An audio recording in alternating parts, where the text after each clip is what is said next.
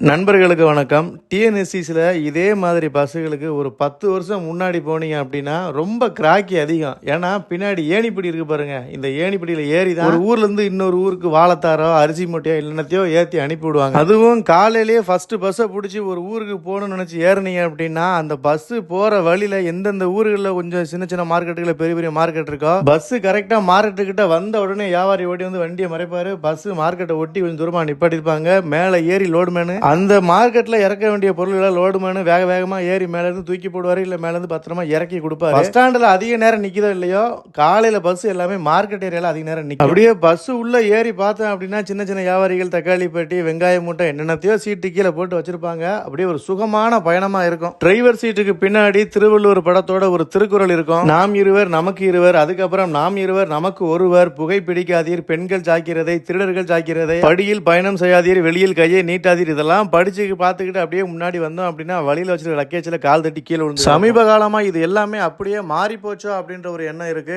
நீங்க இந்த மாதிரி டிராவல் பண்ணிருந்தீங்க அப்படின்னா மறக்காம கமெண்ட் சொல்லுங்க, ஊர் பேரை சொல்லுங்க.